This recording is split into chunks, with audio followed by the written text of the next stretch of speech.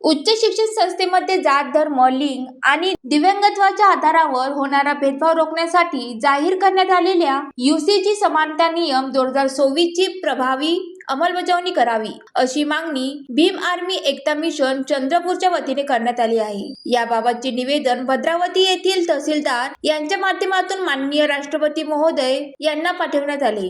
निवेदनात नमूद करण्यात आले आहे की विद्यापीठ अनुदान आयोगाचा कायदा हा देशातील उच्च शिक्षणाची गुणवत्ता आणि शैक्षणिक मानके निश्चित करणारा सक्षम ढाचा आहे। 13 जानेवारी 2024 रोजी जाहीर करण्यात आलेले यूजीसी समानता नियम 2024 हे 2013 च्या नियमाच्या जागी लागू करण्यात आले असून उच्च शिक्षण संस्थांमध्ये समानता, सुरक्षितता आणि भेदभावमुक्त वातावरण निर्माण करावे हा त्यांचा मुख्य उद्देश आहे। या नियमाची काटेकोर अंमलबजावणी करण्यासाठी केंद्र शासनाने तातडीने कार्यवाही करावी अशी मागणी निवेदनातून करण्यात आली आहे। निवेदनाच्या प्रती राष्ट्रपती, गृहमंत्री तसेच SC, ST आणि OBC आयोग भारत सरकार यांनाही पाठवण्यात आले आहे। तालुका प्रभारी अनवरभाई शेख यांच्या नेतृत्वाखाली हे निवेदन नायब तहसीलदार मनोज आखनूरवार यांच्याकडे सुपूर्द करण्यात आले।